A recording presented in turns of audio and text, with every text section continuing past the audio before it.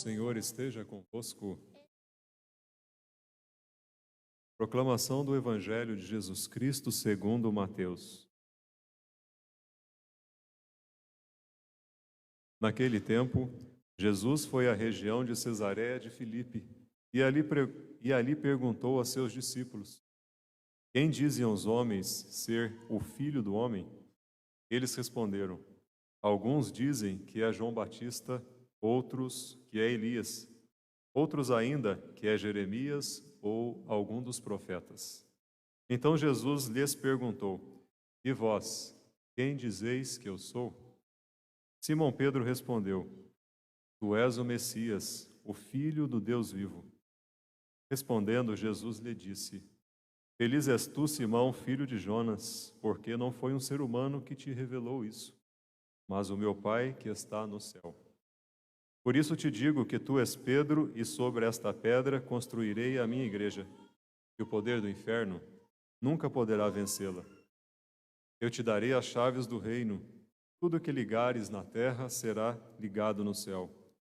Tudo o que desligares na terra será desligado nos céus. Jesus então ordenou aos discípulos que não dissessem a ninguém que ele era o Messias.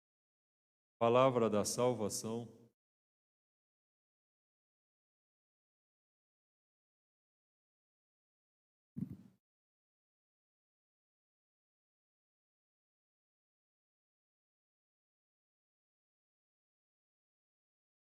Nós iniciamos a liturgia do dia de hoje ouvindo ali palavras de Paulo aos Romanos, dizendo sobre as contáveis, as improváveis formas de nós pensarmos na riqueza, na sabedoria, na ciência de Deus.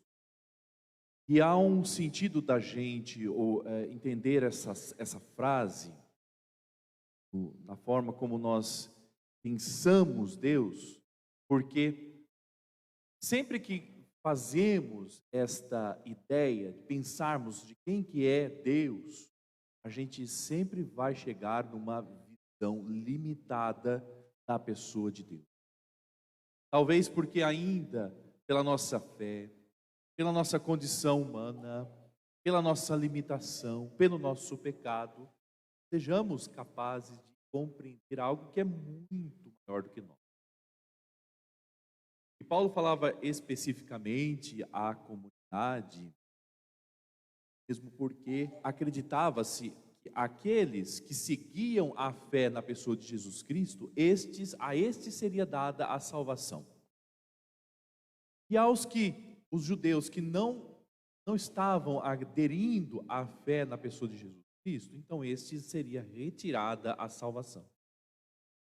Paulo então vai dizer sobre esta condição perscrutável do coração de Deus, porque entende que no coração de Deus existe um desejo de salvação de todo ser humano, que não cabe a nós entendermos quem será salvo e quem não será.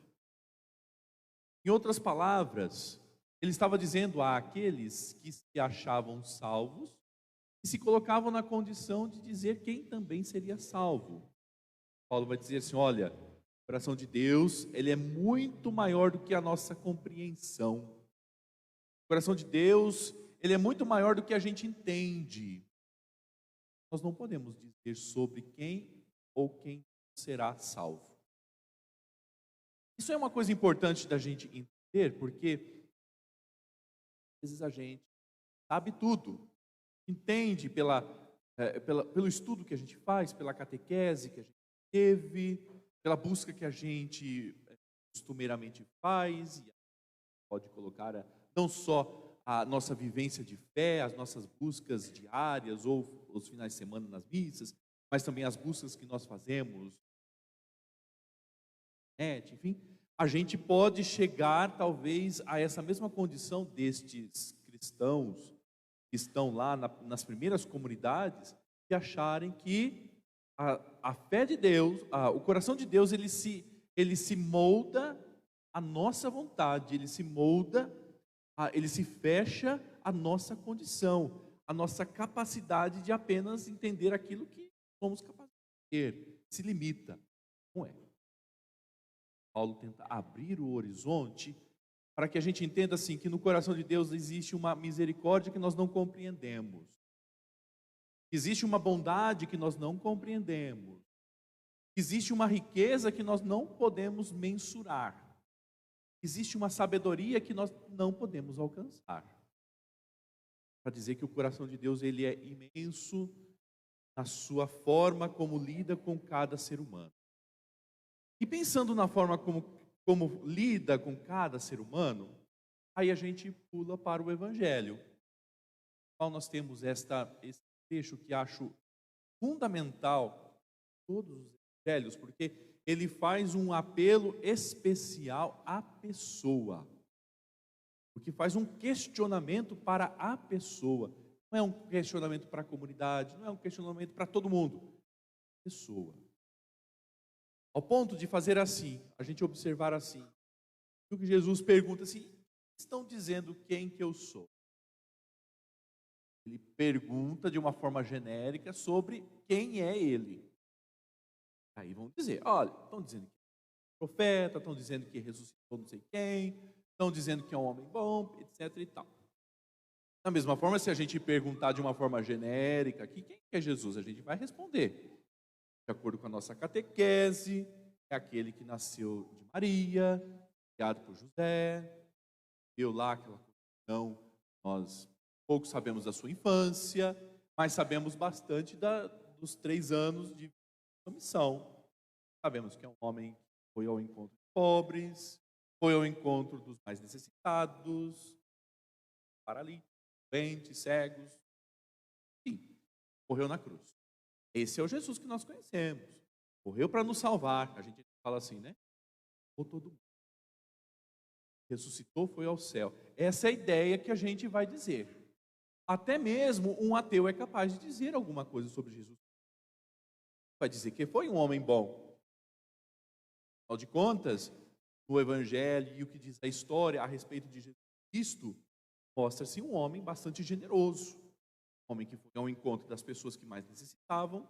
Um homem bom. Um bom exemplo para ser seguido, inclusive pelo próprio ateu.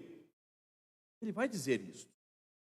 Lista, historiador, todos eles são capazes de dizer alguma coisa sobre Jesus.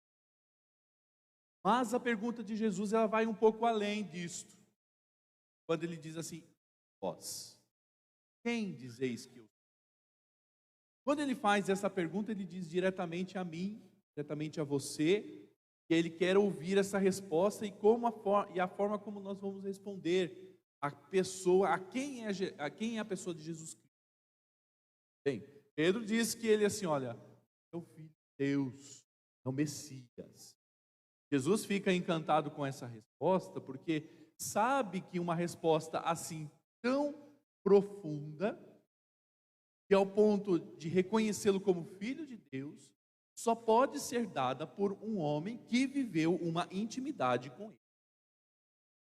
Então Jesus entende que até aquele momento, ainda que não consiga viver em plenitude, Pedro consegue responder de uma forma bastante íntima sobre quem. Talvez a nossa resposta, meus irmãos, questionados quem é Jesus, ela ainda fique muito presa a nossas ideias, a nossa catequese, a história que contaram da gente, ao estudo que nós fizemos, e não é que isso não vale alguma coisa, não é que isso não tenha nenhum valor, mas é preciso que a gente dê um passo, assim como Jesus pede aos discípulos, o passo deles. A nossa resposta sobre quem é Jesus, ela deve partir sobre a nossa experiência, e deve ser uma experiência pessoal. Não é o que me disseram, não é da experiência do outro, não é a partir do testemunho daquela pessoa, é a partir de mim mesmo. Como tem sido essa busca por esta resposta? O que eu diria se Jesus estivesse na minha frente e quem eu diria para ele? O que eu diria para ele neste momento? É preciso a gente reconhecer que aqui também em nós, talvez pela nossa falta de fé, ou pela nossa fé pouco trabalhada, pela nossa espiritualidade, pela nossa busca, talvez ainda não sejamos capazes de entender verdadeiramente quem é a pessoa de Jesus. Talvez ainda não sejamos capazes de, com o nosso próprio testemunho, de anunciar a pessoa de Jesus. Falamos com a Bíblia na mão, falamos a partir do catecismo, mas não falamos a partir do nosso coração. Para isso, assim como Pedro, que caminhou com Jesus, que teve um processo de conversão, um processo de reconciliação, vamos imitar este caminho e buscar a pessoa de Jesus Cristo no dia a dia, seja por meio da nossa oração, nossos atos, na vivência do amor, na vivência da solidariedade. Assim a gente vai reconhecendo verdadeiramente quem é Jesus. Podemos também, cada um de nós, darmos esta resposta. No Evangelho, essa primeira parte do Evangelho, vamos dizer assim, é lógica, porque nos faz pensar quem é Jesus. Já na segunda parte, nos faz pensar quem é Jesus na igreja. Porque aí Jesus vai falar sobre Pedro, a seguinte frase, que para nós é sempre muito conhecida, né? És Pedro, e sobre esta pedra edificarei a igreja. Muitas vezes a gente sempre entende assim, sobre Pedro que nós vamos edificar a igreja. Não é que esteja errado, mas quando Jesus fala sobre esta pedra, ele está falando sobre a fé. Uma fé que é como pedra, que é sólida, que é firme. E não só a fé de Pedro, sobre a fé de Pedro que se edifica a igreja, mas a fé de cada um de nós que somos igreja. Então, é bem provável que a gente faça a seguinte lógica, né? Se nossa fé, a nossa pedra, nosso fundamento, chegamos a vivenciar igreja, se essa fé não é forte o suficiente, ela se abate. Aí a importância de nós entendermos quem é a pessoa de Jesus. E só vamos entender a pessoa de Jesus Cristo à medida em que vamos aumentando em nós essa capacidade de compreendê-lo no nosso dia a dia, de viver a nossa fé, e aí sim a igreja, ela se fundamenta sobre algo que é sólido, e assim ela cresce. E é bem provável, e a lógica é muito simples, é bem provável que quando a nossa fé ela se enfraquece, a igreja também enfraquece. A igreja é formada por nós, ela é guiada por Deus, mas se não houver de nós um compromisso, tem se abala. Por isso a nossa importância como cristãos, e hoje celebrado de forma especial os catequistas, por isso a importância da nossa missão dentro da igreja, de nós entendermos que também temos um lugar, também temos um espaço, precisamos assumir com responsabilidade este lugar, este espaço, essa missão que é necessária para nós como igreja, para crescermos também, para que o nosso fundamento, ele também fortaleça ainda mais, que é a nossa fé. Peçamos cotidianamente, peçamos que nos ajude a crescer na nossa fé, ao reconhecermos na nossa caminhada, nas nossas dificuldades, a percebermos os seus passos, que também caminha conosco, muitas vezes pela nossa insensibilidade não o percebemos. Percebamos que Deus está sempre conosco, jamais nos abandona, nos ajude a viver a nossa fé, a crescer a nossa espiritualidade. Louvado seja o nosso Senhor Jesus Cristo.